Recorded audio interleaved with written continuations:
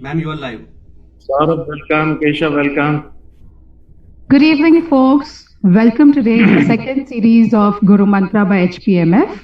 We had a lovely series we kick-started with Mr. Deshpande last time, and today we have a very effervescent young gentleman with us, and I'm sure this evening is going to be really, really insightful for all of us sitting over here. कोई ऐसी सेवा सौंप मुझे सदगुरु जिसको मैं निभा सकूं, हर मोड़ पर मिले तू और मैं सिर झुका सकूं. हमारी ये भावनाएं होती हैं हमारे गुरु के प्रति. If I have to say something similar in Guru Nanak Ji's words, let no man in the world live in delusion without a guru. No one can cross over, which means unless and until you do not have the helping hand of your guru, you cannot enlighten yourself and cross the darkness. So today, we have somebody who is dedicated completely to his motherland. And not only him, 4 generations of his family have been completely dedicated towards our motherland, our very own India.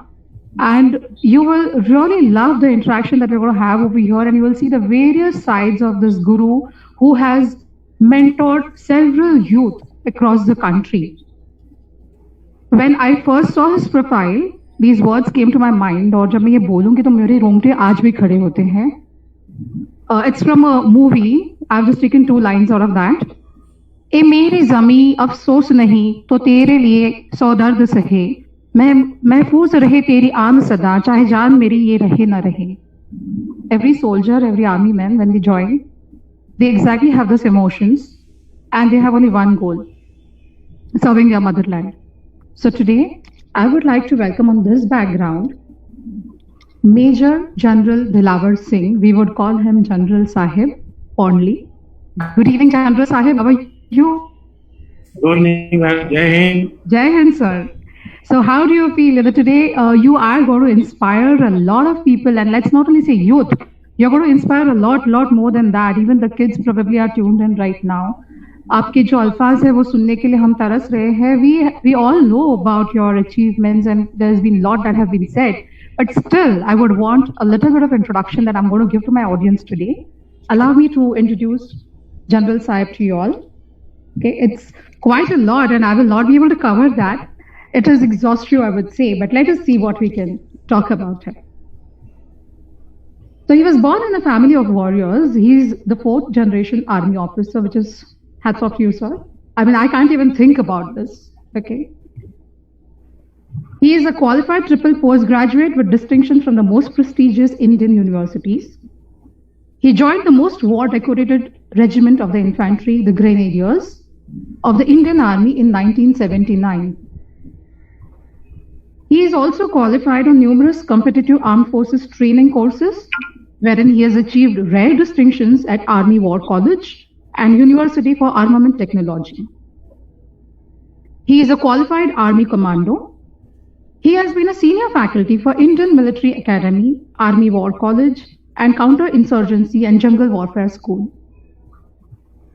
The most important highlight of his career has been he is a professional counter-terrorism expert, and we'll learn more from him when we ask him questions on that. But what you need to know over here is he has conducted more than 1,000 successful counter-terrorist operations and has a world record of neutralizing the largest number of terrorists without any own army casualties, collateral damage, or civilian casualties. That's quite a record, sir. I mean, hats off to you on this. Thank you. He has trained large number of Indian and foreign army officers as well as numerous battalions of Army, BSF, CRPF, CISF, ITBP, IRB, APAP, and the state police. I'm tired, I'm tired thinking of what this man has achieved, and I have yet a lot to go for him. He has been serving continuously, whether he was in army or whether post-retirement. He's always been there for our country. He has conducted research. He's done 43 research studies, out of which 41 of them have been implemented across the army. That is quite a record, I must say. Also, he is a government authorized professional. He has authored books under government authorized professional publications. He is a national army planning expert, And he has been the National Director General of the largest youth organizations, NKS, of the Government of India. Apart from serving on various boards across scientific research, education, and sports, he has been inspiring a lot of youth. At least a 9 million count of youth have been trained under him, under various forums, and he is very proud to be a mentor to most of them. And that is the reason, that's exactly the reason, my friends, he's over here. And I'm thinking he has done 9 million, probably today we are just going to multiply that. He's going to do much more than that over here. That's the power of Facebook. And I'm sure we are going to reach across to many people and get inspired by what General Sahib has done. I would like to briefly also talk about the Army awards that he has got. He's got a citation and commendation by the Chief of Army Staff, citation and commendation by the Chief of Army Training Command. Civil awards, Atal National Lifetime Achievement Award for Youth Empowerment and Promotion of Sports in India, Dr. Abdul Kalam Award, NCC Achievers Award. In international awards, he has got the BRICS Award for Promoting Business in Sports. In his present assignments, which are varied, let me tell you, he is not a person wearing one hat, he wears multiple hats all the time. But I would only like to stress upon two things right now is, he is a Senior Vice President of the Global Economist Forum of the ECOSOC United Nations, and he is a member Board of Advisors HPMF. So that is a connect which is very, very close to our heart. Welcome, sir. Jai Hind, thank you, Sonia. Very kind of you to say so much about me. I am really humbled. So this and is I'm very proud. I am very, very happy and proud today that I am now going to interact with a very intelligent, very beautiful lady who also happens to be from the army background. Sonia, welcome. Thanks, sir. Thanks, sir. I'm so more than grateful to Nitin Nagrale ji and his complete team of HPMF, and especially Jengan ji who started this series of Guru Mantra. Wish you all the best. Thank you, sir. Thank you, sir. It's really our pleasure to have you around. So I was just thinking, as you always insist, that I'm an Indian. And owing to your 4 generations of family background being in army, you have been shuttling across various cities. Your upbringing has been across various cultures, across various traditions. So I want to know one crucial thing over here. Was it the pressure of being born in an army background that made you take this decision of getting into army? Or was it the passion just runs across generations and जैसे बच्चा born हुआ बस army का खून दौड़ने लगा, you know, that kind of a situation happened, or there was some turning point in your life that made you take this decision? You see, there is an unwritten kind of tradition in the family that everybody's been joining the army. My great-grandfather, grandfather and the father, all three were there in the army, and obviously they wanted me to join the army. However, I had started a different kind of a career initially. I was an entrepreneur. At a certain time, when I was just about completing my graduation, I had appeared for the exam and got selected. And although I was into some other business, but then my father suggested to me that it is not the money that it makes you rich. It is the values, it is the life which will actually make you rich and feel very happy and satisfied. So you better join the army. So his suggestion I took, and I do not regret at all. I have been very lucky to have served the army for about 4 decades. And it is a great, should I say, matter of pride for me and my family to have served the army and the nation. And I feel it was a great decision, because if it hadn't been for an army, you wouldn't be over here giving the Guru Mantra to us. You wouldn't have had such a successful run at the various things that you have done. You have made us and the country very proud. So, sir, hats off that you took that decision at the right time. But let me add over here, even when he was an entrepreneur, let me tell you the inside story. He was a child entrepreneur, which means he first started a little business when he was hardly in his 8th standard, right, sir? Yes, that's right. Yeah. And he was, even before he went to the army school, till that time, he had flipped over at least 4 different businesses, flourishing businesses. So I can really, really understand the mindset of a young man who was making and minting that kind of money, and to selflessly put yourself in front of all above and, you know, serve the nation. So, sir, बहुत हिम्मत लगती है इस तरीके के decisions लेने के लिए, and I really doubt who and how, what really goes through one's mind when they come up with this kind of a tough decision in life. I'm really inspired today when we are speaking right now. Also, I feel that we have more time and we can explore more. So let's start by talking about your army days. Like, can you tell us about your defense memories? All those memories that have stuck around, maybe 2 or 3 memories that have been very defining in your life, and where you have made decisions that have impacted your entire life. You see, there are all kinds of decisions one takes, and in the army, the best decision that you take is to follow your boss. Whatever they tell you, you follow that. And one such decision That's a big Guru Mantra, let me tell you. One such decision was that I had just got married just about 12 days ago. Mm-hmm. And within 12 days, my boss said that my transfer was to J&K that time. And J&K was one of the most beautiful places. There was no disturbance there those days. It was heaven on earth. And I just got married 12 days ago, and I was about to go to J&K when my boss told me that you'll have to now, instead of going to J&K, you'll have to go to Mizoram. Oh. And Mizoram those days was afflicted by the insurgency, terrorism. And that meant that I had to leave my wife behind. And I followed his instructions. I went to Mizoram. I served there for about 2 years. And my wife immediately after getting married had to stay back. And my father-in-law till today, he thinks that I didn't tell him the correct thing initially. So that was one sort of decision that I took, which did impact initial phases of my married life. Then the second decision I can say is that once I had to actually take a little bit of stand with my boss. This is now totally on the different side of the spectrum. At a notice about just 12-15 days, they were asking me to go for a training. And I said that I do not want to go for this training at a short notice of 15 days. He said, why? So I said that I want to do well on the training. I want to do very well on the training. And if I go now with hardly any preparation, then the results may not be good and it will impact my complete sort of future career and brand and image and everything.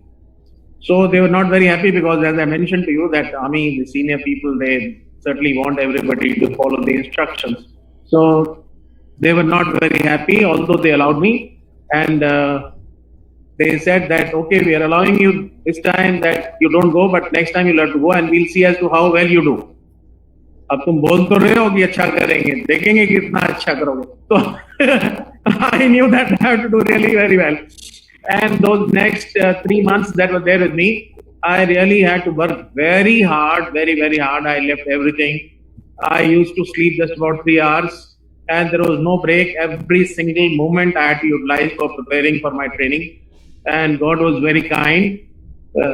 I was able to do well. I was able to top the training entire country. And that record of mine is about now 27-year-old record. And it is still unbroken record. Oh, wow. That's very nice. So at times you have to follow the instructions and at times you have to take a stand. Both kind of decisions you take in life. While you're saying this, I would like to add something on a very lighter note. Gustaki kar maaf kar dena pehle se. Have you seen the movie Border? Yeah. So you should tell your wife she was lucky she got 12 days. वहाँ पे तो उसको बेचारी को तो आधी रात ही मिली थी. I know. So in any case, I mean, all these things have led to where you have become what on the status that you have reached today. Obviously, all the sacrifices have come full circle in your life. I would like to go further. What are your likes and dislikes? As in today, have they changed over the years? Your preferences in your personal life, I'm talking about. What are your likes and what are your dislikes? My life is very, very simple. I've kept it really very simple. And that has actually helped me. Because the more you complicate, the more you get involved in other things, then your mind starts getting distracted. So I happen to be a vegetarian. I'm a foodie, but a vegetarian foodie, I can say. And my choices are my wife's choices. So whatever she makes me, the rest is perfect. So that is how you keep it simple.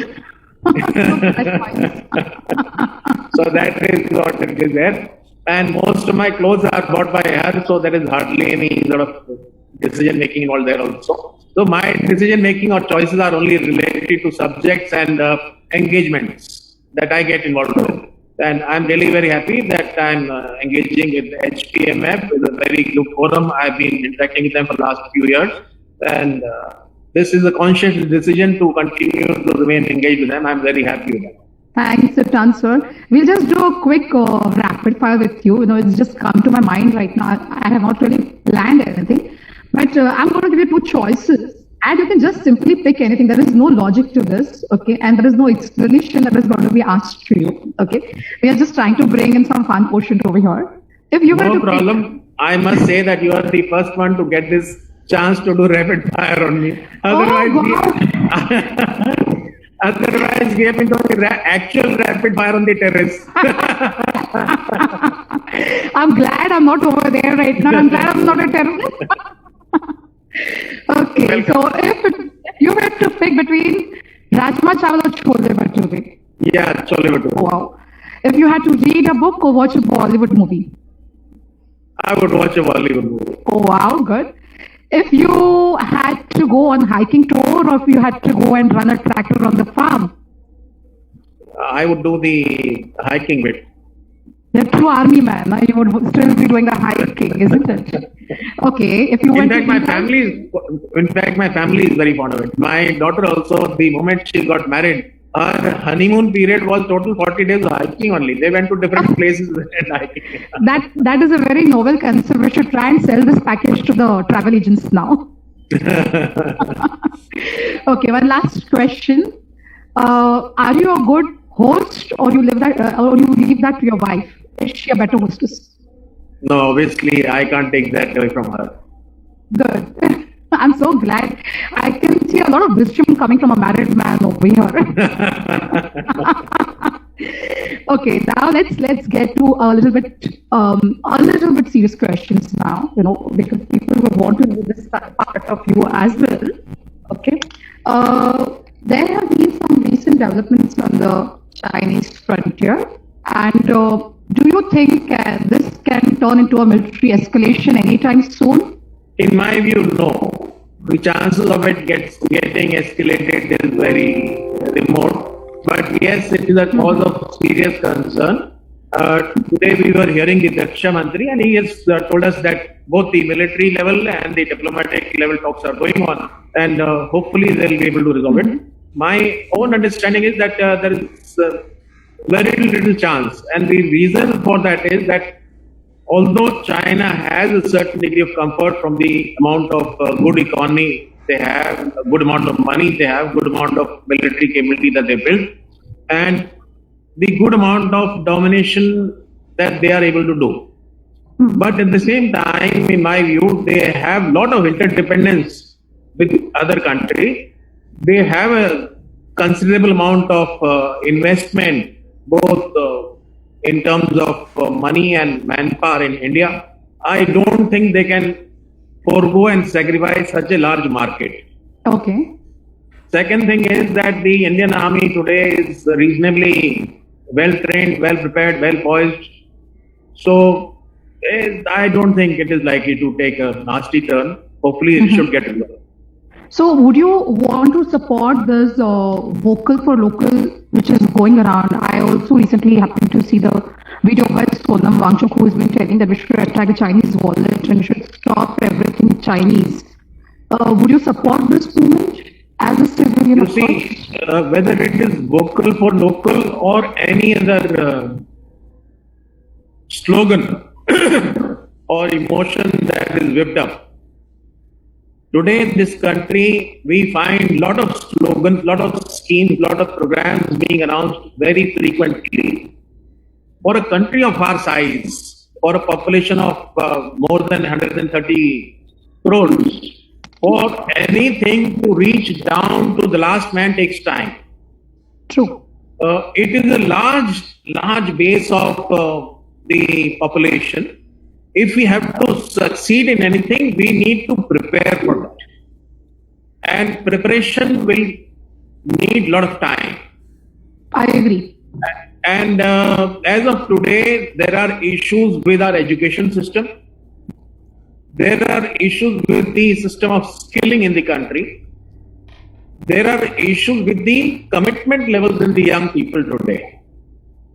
Until and unless we improve the education system, the skilling system, the commitment and discipline among the workforce, and the other facilities that are there, and also certainly improve the ethical culture, it will be difficult to produce anything which is affordable or competitive. I should say competitive. And until and unless it is competitive and affordable, you can't either sell it in your own market or you can't export. Right. So merely by saying vocal for local, instead we don't have to be vocal, we have to be serious for local. True. I agree. Instead of being vocal for local, we have to be serious for local. And if we are serious and committed for local, then thereafter we can think of being vocal for local. True. So I have gathered that you have been very passionate about youth empowerment. Am I right? Yeah, that's right. Yeah, and that is the reason probably post your retirement from the army, you have actually completely given yourself, dedicated yourself to various causes which are plaguing the youth, and you would like to, come up with various things. I've also seen that you have been influencing the youth in a very positive way. Can you tell me 2 things through this forum today that you would like to imprint on the youth who's watching, and would like to have 2 good Guru Mantras from you to progress further in life? If they were to, now if you're talking about being Atmanirbhar, what are those 2 things that you would give them away, saying that if they have to empower themselves, okay, if they have to empower themselves, what is it that a guru would tell the Shishya? How would they empower themselves?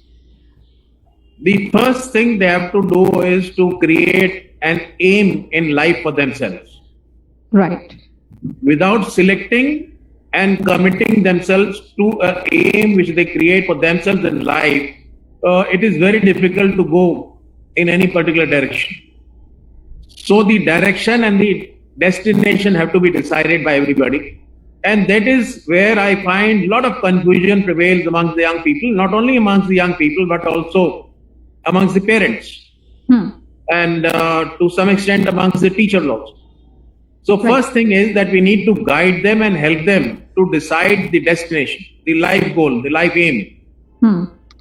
And once they do that, then they have to, second thing they need to do is to be totally focused and committed like Arjuna on that eye of that bird that they wanted to hit. When Dronacharya called the 5 Pandavas and asked them as to what they can see, so Bhim told that I can see the tree, I can see the universe, there is no problem, I can see everything. So he said, okay, you set aside, step aside. Yudhishthira, he said, I can see the tree. He said, okay, you also step aside. Nakul and Sahdev, they said, okay, we can see the bird. You also step aside. So when it came to Arjuna, Arjuna said, I can only see the eye of the bird that is to be hit. And that is the focus that is required among the youth. True. If they decide their life goal, then whatever is relevant for preparing and moving towards that life goal, that is all that they need to do. In fact, in life, it is much more important to identify what is not to be done than what is to be done. So get out of the clutter. If you remove everything which is not to be done, then your path becomes so easy to go towards your target and achieve your aim that you feel very happy about it. So the bigger thing is to remove the clutter, remove the unwanted, irrelevant things in life, in your journey, and that is what is going to take you. Perfect, perfect. We would like to know, sir, further in the current volatile situation that our country has been facing, what are your views on secularism, and how is it going to impact the youth, the generations that are coming up now? Okay, I will address 2 things here. Not only secularism, I'll also add the use of languages. Right. You see, anything in this world we do is going to be interdependent on the others. If you want to be, I think it is going out, the time limit is going out on Zoom. So it's been increased rather. Okay. So I was mentioning that we all are interdependent. dependent on each other in the world. The smaller the circle that you want to keep, the less you want to succeed. You can stick yourself in a smaller group with one language. If you do a smaller group, whether it is caste, creed, religion, anything, and one language, you will remain in a very small circuit. Your growth will be stunted. You will not be able to grow, and that is where you are. The moment you keep on increasing your arena of interacting with different people, different groups, different castes, different creed, different religions, and knowing different religions, then you can truly become a global citizen. True. On one hand, there is an opportunity to be a global citizen, a global leader, a world leader.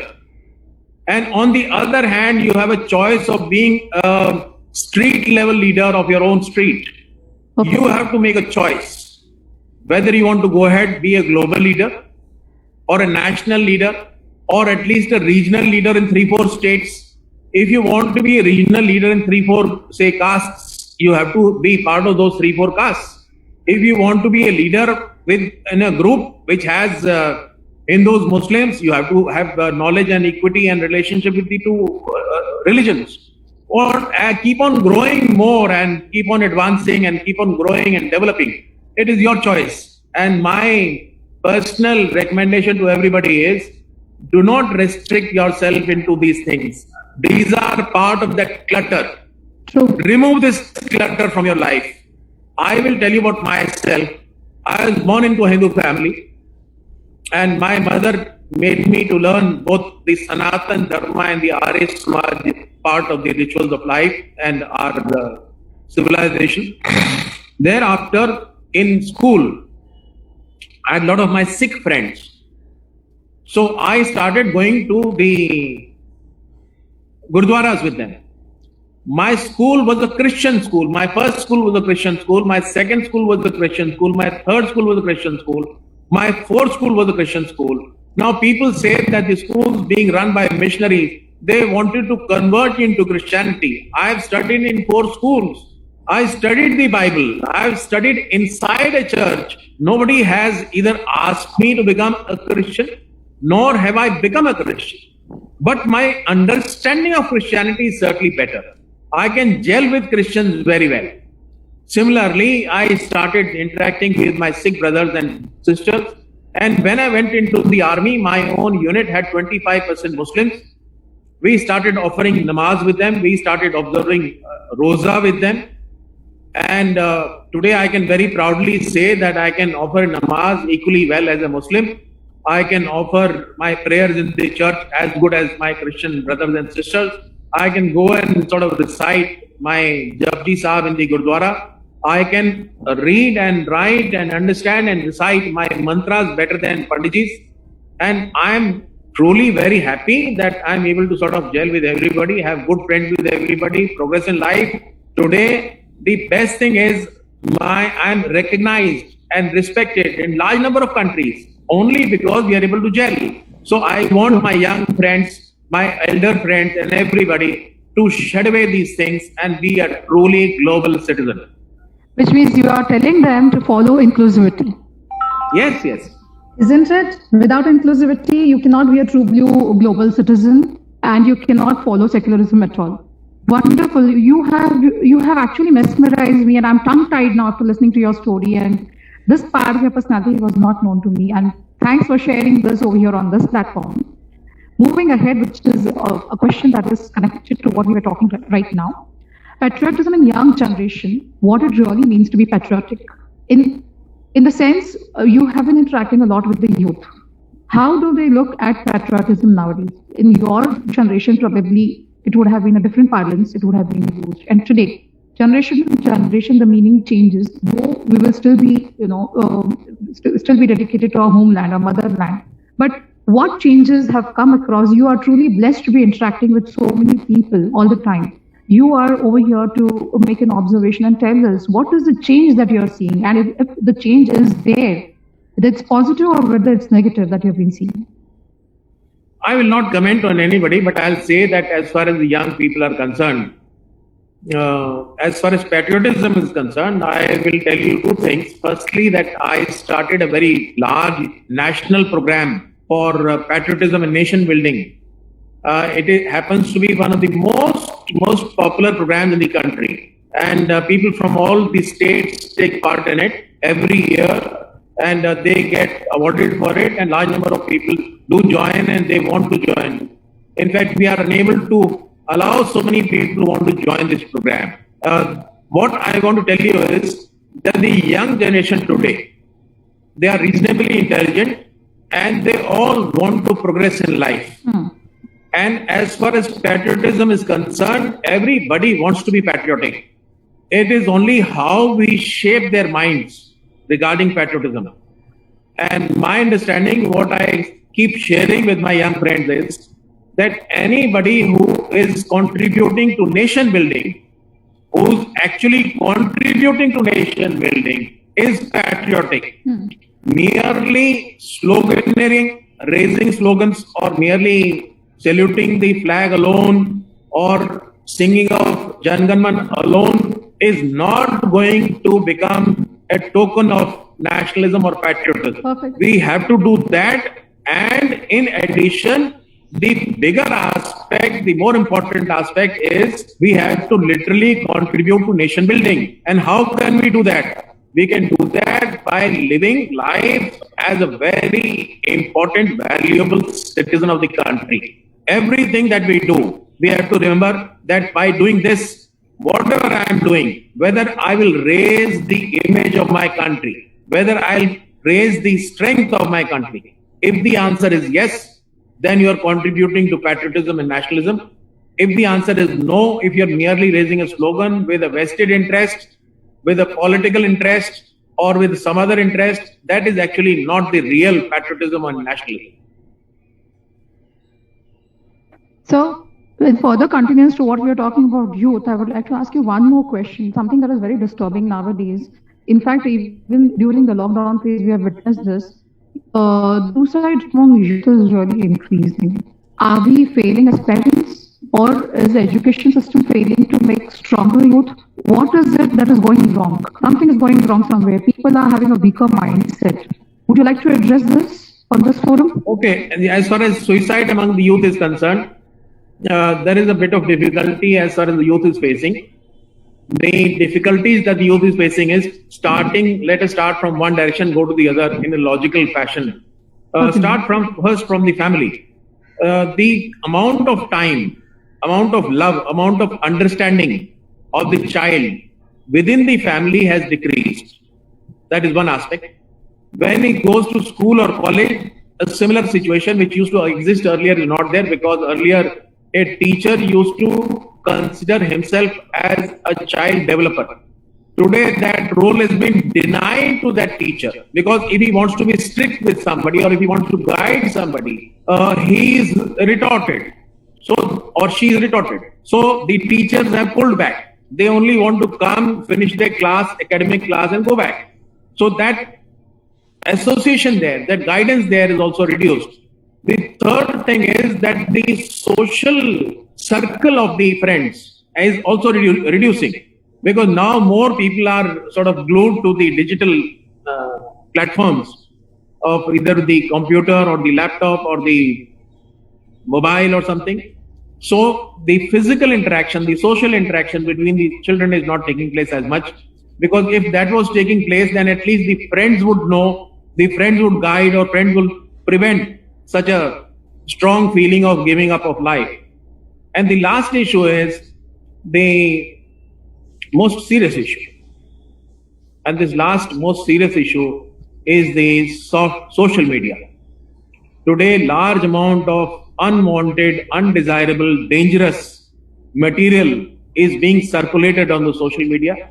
We need to take care of all these four aspects to save our youth. Some of them are very good. Some of them are doing a wonderful job, not only saving themselves, but some of them are counseling each other. Hats off to these young people who are taking care of themselves and the other friends. But yes, some guys who are not so lucky, who do not get such good contact with good friends or good teachers or good parents, yes, they are landing up into difficulties. We feel very sorry about it, and hopefully we should be able to improve. So true, sir, because I can just share one incident over here. Like, I have been a teacher myself for 12 years and I've been a counselor, active counselor. And I have noticed in those 12 years that students would confide more with the teachers rather than their own parents. So, is it because of lack of emotional availability through the parents, or there is a communication breakdown between the child and the parent? Maybe if we have to rewind, it starts all the way from childhood. So, as you rightly pointed out, the amount of time that the parent spends with the kid has to increase to make sure that the kid is in a safer zone to express himself or herself. If that starts happening at the house level, at the home level, only then probably the strength will be built up by the time they actually start facing the situation outside. The step outside, becomes like a shock, and they feel there is no one to go, no safe place to go and express themselves. Do you think? Yes, you're right. And one more aspect that has come into play is the nuclearization of the families. Earlier, if one parent or the second parent was not able to handle the situation well, then at least the elder brother or the elder babi or the mother or the father or the grandparents was there to help handle the situation. Because not everybody could have very good EQ. Not everybody could have very good emotional support skills. These skills may not be there equally sort of good with everybody. So that kind of flexibility and facility which existed in the large joint families is missing. So now, therefore, there is a need that before you start planning your family, you should start taking some kind of, should I say, sessions to understand as to what good parenting would mean. Counseling on being a good parent. Yeah. True. I agree. Let's move on to another question, which is related to the COVID pandemic right now. So eventually this would come up in the discussion. We all knew. Right now it's a very concerning situation for all of us. But what has actually caught the eye of everybody is the situation of the migrants. What sort of planning or proactiveness on part of government could have minimized the agony and pain of the return of the migrants to their respective states? I feel that we have just been firefighting. There was never a plan in place. What is your take on this? You see, this is a very, very touchy issue. I understand. And I'm very, very emotional about it, and large number of us are emotional about it. But I will very candidly say that people sitting in places of authority today, they are not taking the advice being given to them seriously. I will tell you that much before it happened, I had written a detailed advice, and that detailed advice was sent to the correct kind of people. In that, we had given them as to what steps they need to take, what kind of plan they need to create, what kind of plan at the starting destination they have, or rather starting place they have to initiate, what kind of plan they need to create at the destination, and what kind of things they have to ensure en route. All those kind of things were written and given to them. I had also raised another issue which is now going to create a bigger problem. The bigger problem is that now once these people go due to the suffering and other things that they go, they are not going to come back. Most of them will not like to come back. True. And those people who are unlikely to come or who are unable to come back or who decide not to come back, this very serious shortage of manpower is going to be witnessed in the bigger metros now. Right. Now, everybody who was heartless, I'm sorry to use this word, but I'll say that word, heartless. Most of the people who did not pay their employees, their maids, their servants, their helpers, their cooks, their drivers, their other daily sort of wage people, they have abandoned them. Those people have suffered and they've gone. Now most of them may not come back. And the few that will be available, they will be available at such a high premium that you won't get them. And there is no reason for people to now crib and sort of feel bad about, because it is your own doing. We have created the situation. So true. We have created a situation which not only is going to start creating a problem within the household. Large number of my friends who have industries, they've already started feeling the pinch, because once the slight amount of relaxation was given in the lockdown, And when they wanted to start their factories and industries, they are already facing the problem. They can't get manpower now. They can't get the workforce. They can't get the employees now. So this action by various authorities has been a very short-sighted action. Also by the individual people, society, we should not have allowed this. We should not have allowed our helpers and private servants and people to go. Similarly, the industry should not have allowed their people to go, and the government should have supported everybody. Everybody in this entire game has actually messed up somewhere or the other. Be it our citizens, be it the industrialists, be it the corporate, be it the government, everybody is responsible. But once the situation started becoming difficult, then certainly it was the responsibility of the disaster management. It is a disaster. It was the responsibility of the disaster management organization in the country. It was also the responsibility of the various administrative officers and organizations within the government. But people did not pay as much attention as was required. And we will have to now face the difficulties, and we will have to now find ways and means to do our things ourselves. And on one hand, they will go to their villages and not get job, and they'll suffer there. And these people in the cities will also suffer here, and the industry will also suffer. In the bargain, everybody is going to suffer. Exactly. It looks like we are going to brace up for another storm even after we exit the lockdown. Yeah. It's not going to be easy, and there will be mammoth problems and even new type of problems that we are going to face very soon. Yes. Probably at this moment, we are not able to see. We can only feel it. I'll tell you that if tomorrow you do not get your rusk, if tomorrow you do not get your biscuit, or if tomorrow you do not get your fellow to put the puncture in your car or in your bicycle or a scooter, you know whom to blame. Everybody is going to find some difficulty or the other. I understand it's not going to be an easy year. So since we are on this topic, I would like to take an audience question, sir, for you. Just give me a second. Do you think lockdown and COVID-19 has brought us back to basics? This is a question by Mr. Kaushik Jhingan. He would want you to answer this. It is certainly yes. The short answer is yes. And the second part of the answer is the faster and the better we do it, it is good for us. Because the coming times, I can assure you, are not going to be very happy times. Those who are able to now come to ground very fast will be able to sort of have their going a little easier than the others who will find it difficult. True. So in this particular situation, since people are so much under stress, what is your Guru Mantra for them? How do we fight this stress? How do we remain calm in the face of the storm?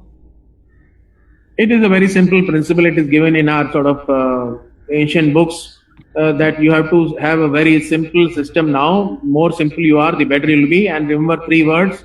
And the 3 words are Vichar, Achar and Ahar. Have a very, should I say, Shuddh Vichar.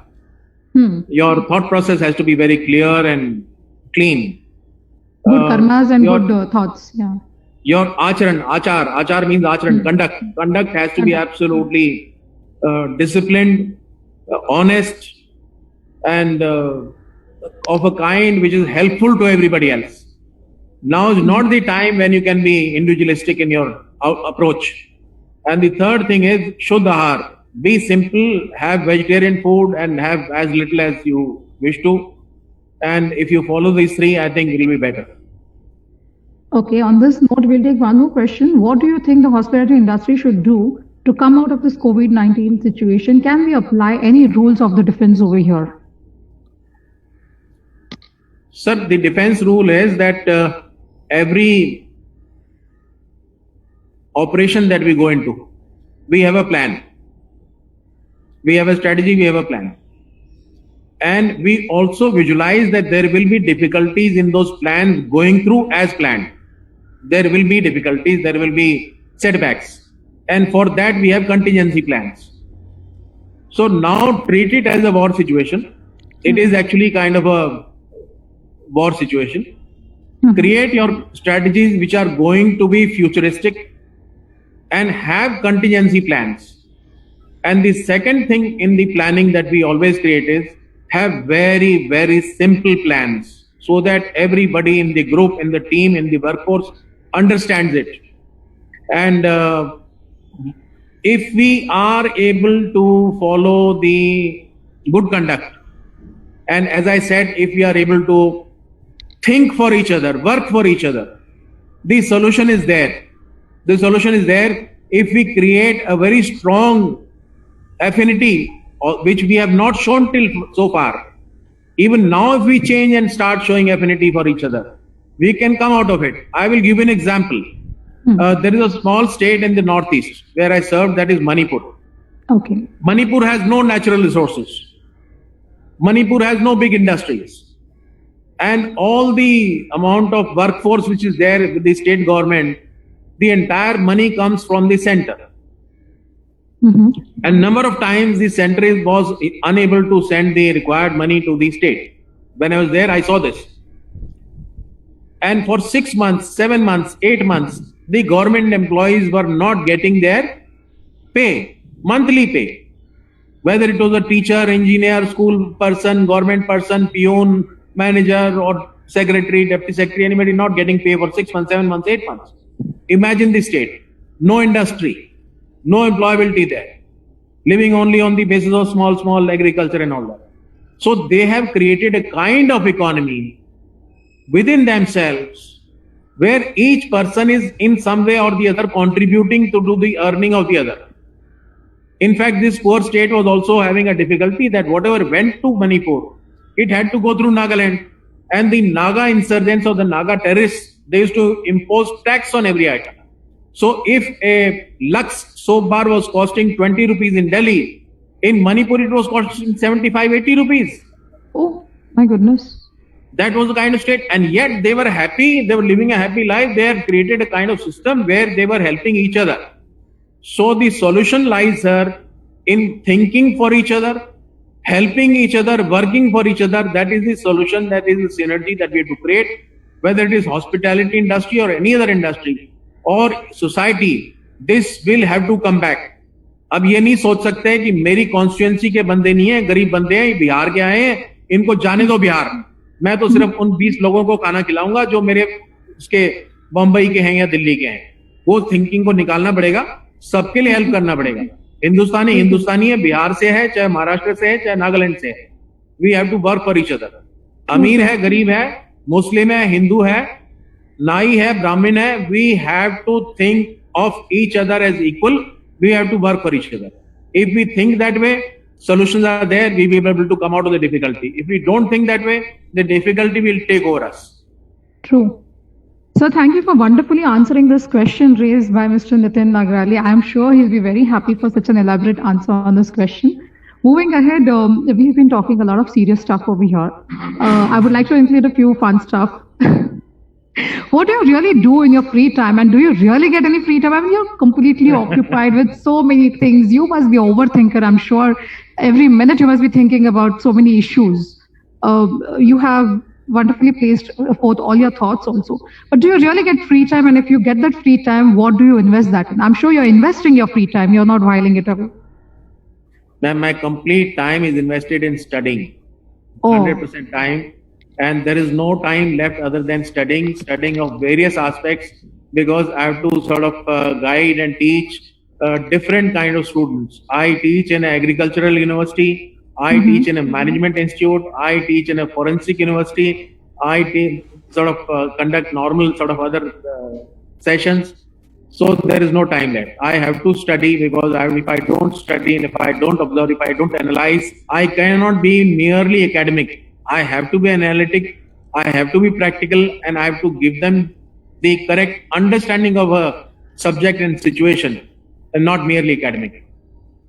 So should I say that you're passionate about studying all the time? So your passion lies in studying? It is not merely studying, it is actually gathering knowledge and analyzing it so that we are able to help our other younger friends. Okay. So before we conclude, that is the foundation we are building for our nation in the long term. If we don't build that, we'll be having a difficult time. Done. So before we conclude, I'm sure everybody is all ears to listen to one small anecdote that you can share about your encounter with the terrorist. I mean, today when we think about a terrorist, it's like an enigma for us. And हम तो यहाँ पे दूर बैठे बैठे भी डर जाते हैं, but आपको तो सामना करना होता है, और आपका वर्ल्ड रिकॉर्ड रहा है 1000 terrorists. I mean, to even think about it, I just can't, even think about it. Can you? I'm sure each of these must have been special to you in one way or the other. But very quickly, can you share one anecdote which has remained with you in your memories forever? Any one encounter? I'll tell you 3 of them, right? Very quickly, very quickly. Okay. First is, I must start with my wife. She wanted to speak to me. I was posted in that terrorist area. 12 days she could not speak to me. So 13th day when she spoke to me, she says, मैंने सुना आप doctor बन गए. मैंने कहा doctor तो नहीं बने. कहते नहीं डॉक्टर बन गए. मैंने कैसे बन गए डॉक्टर? कहते मैं जब भी रिंग करती हूँ मेरे को आपके बंदे उठाते हैं फोन, बोलते हैं ऑपरेशन में गए. Was that a joke or did that really happen? It had actually happened. Good. And second thing, what I want to tell you about a real incident about, as you wanted to know, is that I was undergoing my first serious encounter. Mm-hmm. And I was a little senior. I had another junior officer with me. Mm-hmm. And when we were in that situation, although I have been a very good shooter, but my bullets were hitting left and right. So he asked me, sir, आप इतने अच्छे shooter हो, आपकी गोली left right क्यों लग रही है? मैंने यार मेरा दिल में समझ में नहीं आ रहा कि मैं कैसे बंदे को मारूं. आखिर वो भी इंसान है, मैं भी इंसान हूं. Am I really entitled to take away his life? So he was a very intelligent junior. That is what I want to tell you. The young people today, they're very intelligent. So he says, sir, I'll ask you 3 questions and you don't have to answer them to me. Answer to yourself. And once you answer to yourself, then you take whatever decision. And first question is, how many people this terrorist, who was a very senior terrorist, how many he's already killed? So I said, many. And second thing, he says that if you are now thinking whether to shoot him or not, if he was in a dominating position, will he leave you? I said, no. And last question was that if he escapes today, how many more people will he going to sort of kill or get killed? So the last question, obviously, the first 2 had prepared my mind to some extent, but the last one nailed it. And then quickly we were able to do what we were supposed to do. Finish the job. Yeah. And it has to be looked as a job at the end of the day. Yeah, that's it. Very, very inspiring, sir. It's wonderful to know so many different sides to you. And unfortunately, now we'll be running out of time very soon. So I'm going to conclude. Give me 20 seconds and I'll say, Jai ho, Gyan ho, Gyan ho, Vigyan ho, Gyan ho, Sanskar ho, Shastra ho. शास्त्र हो, नीति हो, शस्त्र हो, विवेक हो, अभय हो, विजय हो, अजय हो, विकास हो, शांति हो, समाधि हो, धर्म हो, विस्तार हो, सर्व विजय हो, जय हो. वाओ, मतलब मैंने सोच रखा था कि मैं कंक्लूड करूंगी, मैं ये बोलूंगी, वो बोलूंगी. आपने तो पूरा सार एक ही इसमें पूरा आ गया आपका. But there are a few takeout points that I would like to emphasize is General Sahib has emphasized on being secular, a true global citizen, being clear focused, being strong, being calm, and being there in the moment, trying to understand, being together. That brotherhood has to be there, right? I'm right? Yeah. So he has wonderfully concluded the session, and we have tried to cover as many things as we could. I would definitely offline chat again with you, sir. There is so much to you. Let me tell you, I am not satisfied today. There are plenty of more questions running riot in my mind, and we'll definitely touch base very soon. In the meanwhile, it has been a very, very inspiring evening today. And this is one evening I wish it wouldn't end. But unfortunately, it is going to end now. And thanks for being over here. Thank you to the team HPMF, Mr. Nitin, Mr. Kaushik, Mr. Ravish. They're all supporting us right now. Thank you to Uniforms Unlimited, Mr. Zubin Mehta, who always gives me an opportunity to do things for his company. And thanks for being there for me and the wonderful compliments that you gave me in the beginning. You made my day today. Thank you, Jala Sahab. Thank you, Nitin ji, Kaushik Jingan ji, Sonia ji, and all the entire team. My friend Sandeep ji and Jaideep and everybody there. And God bless you and take care. And I wish each one of you very good future. Pandemic or no pandemic, don't worry, we all will come out of it. Certainly. Wish you all the best and Jai Hind. Jai Hind, sir. Thank you.